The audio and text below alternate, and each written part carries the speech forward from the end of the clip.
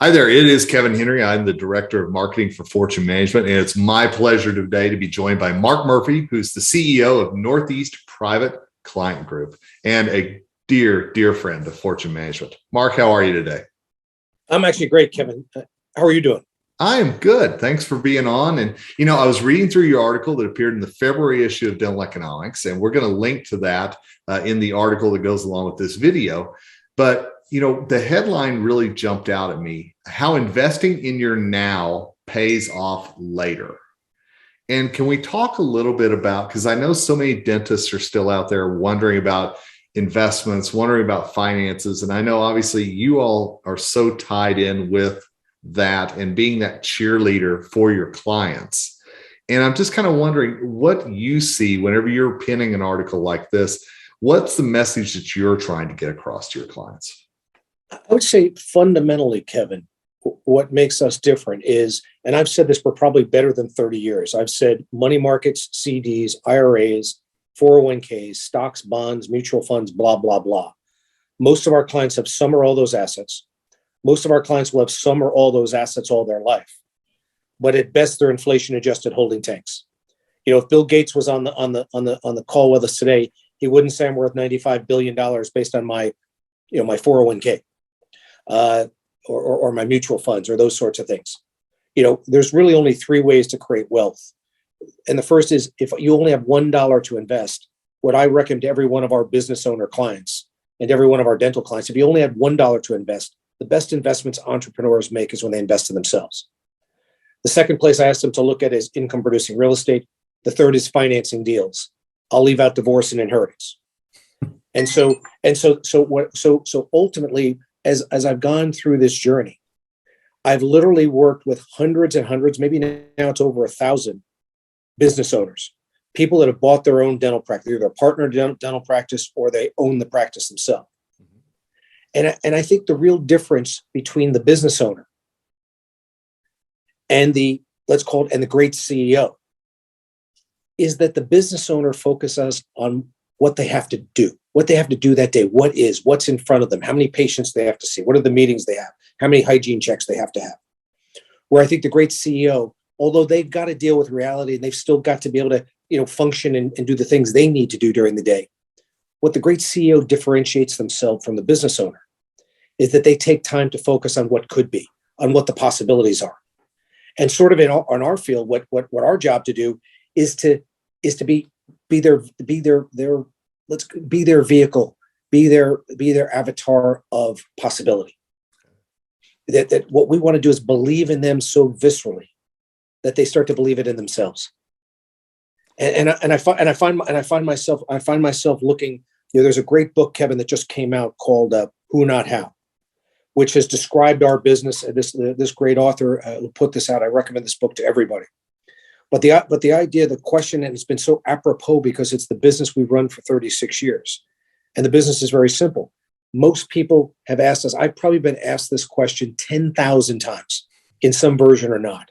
And then 10,000 times somebody asks me, how do I grow my income? How do I grow my business? How do I grow my freedom of time?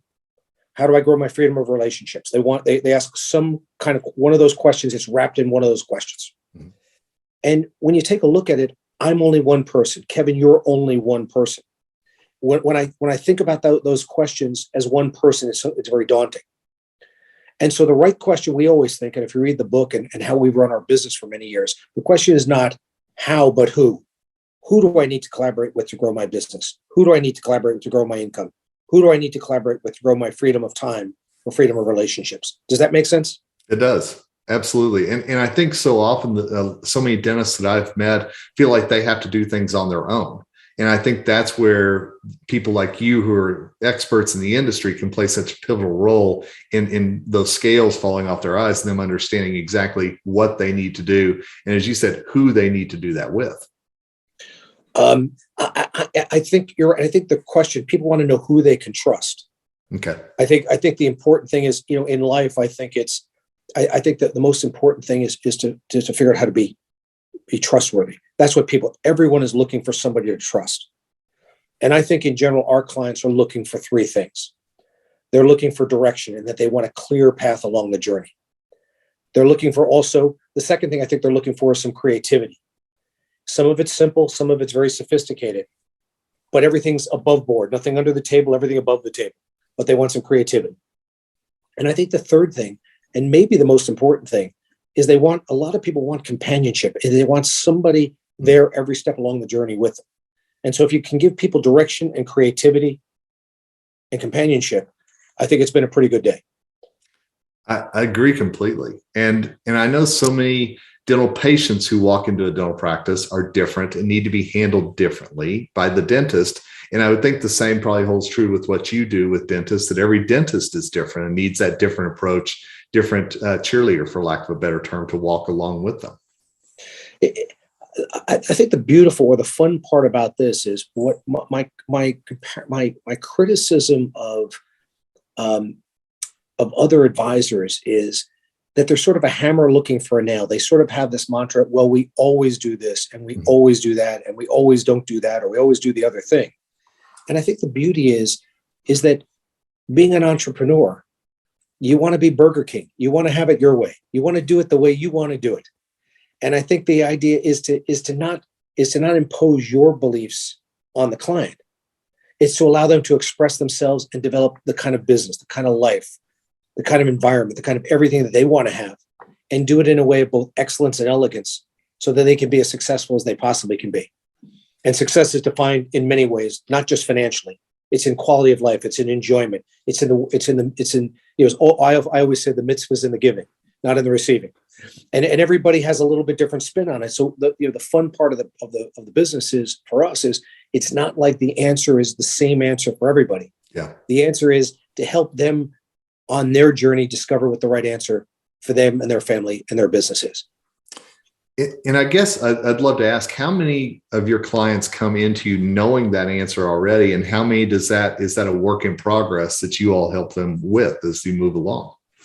I would say that it's all over the board.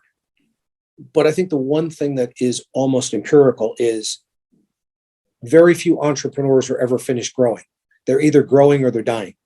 And so that even if they've got a great vision to date, the fun part is it's never, life is a series of S curves. So you have an S curve, and eventually that S curve turns down. You want to create another S curve that's going straight up again. Sure. And so ultimately it's always an evolution. You're never done. It's, I steal from the Fortune world where we talk about CANI, CANI, constant and never ending improvement. So absolutely. How do you ever get, you never in a business or never in life get to perfection. And so the idea is that that's the fun part, is that they can start with one mindset, and it can be a wonderful mindset, or it could be something that needs a lot of work. But ultimately, as you continue to evolve, as big as you think, as big as you can think, you got to think even bigger. Or at least there's an opportunity to think bigger if that's what you want to do. There was one sentence that jumped out to me in your article, and it said, put your efforts only toward your best opportunities. And I think so often we as humans get so sidetracked by other things instead of focusing on a few things that we want to do really well. Is that something that might be a good mantra for everybody heading into 2022, or what would you think? The challenge everyone has is time and attention. Mm-hmm. And so if you're going to run an effective life, or you're going to have the kind of life or the kind of business that you want, you can't major in minor things. You've got to focus on the most important things, because everybody has the same amount of hours in the day, and the same amount of focus, and the same amount of things that distract us. And so you've got to focus on the important things.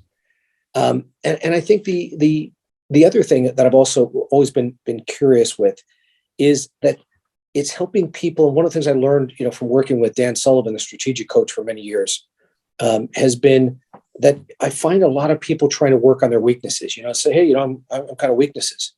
And it never made any sense to me to have strong weaknesses. I think that one of the things you need to do in life and in business is to work on your unique ability and take your strengths and just put them on steroids so that you can play in a competition-free zone with those strengths. And then you can hire and bring other people into your organization that have the complementary skills that you don't have, or it's not your best skill sets. So I don't spend a lot of time working on my weaknesses. but I spend most of my time working and trying to work in my unique ability, trying to not only identify it, but working in my unique ability. I love that. I think that is such a great thing, because so often we focus on the things that don't really push us forward in life. The distractions, as I like to call them. And I love the fact that, as you said, focus on strengths rather than strengthening your weaknesses. That's fantastic. Yeah, I remember when growing up as a Yankee fan, Reggie Jackson was a very bad bunter, but the George Steinbrenner didn't pay Reggie Jackson to bunt. He paid him to hit home runs. Absolutely. So I didn't think it was a great use of time for Reggie to spend all of his time working on bunting, because he wasn't very good at it. And I'll ask you one more question before we part ways today. I know as we enter into 2022, there's so many people that have, resolutions and they start the year so strong, but then those things fall off. What are some financial resolutions, for lack of a better term, that you think, maybe one that you think everybody should stick with throughout this year? Everybody should have a coach. Everybody should have a coach. Everybody should have somebody in the world. One of the reasons I am such a fan of Fortune Management is that I have always had a coach, and I always recommend to our clients to have a coach, or almost always recommend our clients to have a coach, because I think sometimes life is hard. It's very lonely. Being an entrepreneur is not for the faint of heart. And so if you have somebody in there with your best interest at heart, fighting for you every day, holding you accountable, sharing all the successes, sharing some of the setbacks, sharing all of those things, and you do that over a consistent period of time, you're going to have the kind of life and the kind of business that you want to have. And that way you won't fall off the wagon and make that New Year's resolution the same one we failed at this year, going to do it next year. We're going to make it successful. I love that. That is fantastic. And Mark, one thing I'm excited about, I'm just going to be real selfish here for a second and say, I'm excited that you're going to be part of our annual meeting in Platinum Circle down in the Miami area in March. I know that our coaches and our clients so often look forward to seeing you down there and kind of picking your brain in person. All I can tell you is that one of the great joys in my life has been to be associated with Fortune Management for the last 20 plus years, and with Bernie Stoltz and the entire Fortune team, in that it's purposeful work. The amount of lives that I've had my pleasure of being involved with to help change, and the thousands and thousands of not only dental practices that Fortune's changed over the last 30 years has been astounding. But remember, it's never, Kevin, about the splash, it's about the ripple. Oh. How many dental hygienists, how many dental assistants sent their kids to college or paid their mortgage because of the work Fortune did to help that practice become more successful? How many more patients got helped throughout the country and got better dental care, had a better standard of care, and had a better experience with their dentist because of what Fortune has done? That's great. And so the idea sometimes it's always nice to look at the sort of the rocks in the big picture, but as I say, it's about the ripples in place. And I'm just so proud and honored that I've been able to play my small part at helping change the lives of all the people that we touch. And Fortune Management's given me the opportunity to do that. And I look forward not only to seeing everybody in Florida in March. I look forward to seeing and getting to spend some time with you as always. So absolutely. Thank you, my friend. Hey, I enjoy that. And a reminder, Mark Murphy is the CEO, Northeast Private Client Group, a great friend of Fortune Management, a regular contributor to Dental Economics. I'm just going to say you're all over the place, Mark, and that's pretty cool. What's tough? I've got a monthly column now at Dental Economics. So I am, and I actually have my third book coming out in the fall. I tell you. So we're I just want to be the Johnny Appleseed of helping people create wealth. So, well, that's a fantastic thing. And again, I'm looking forward to seeing you in March, and certainly be sure to check out the article from Mark every month in Dental Economics. And for now, it's Kevin Henry from Fortune Management. Thanking you for watching and wishing you great success ahead.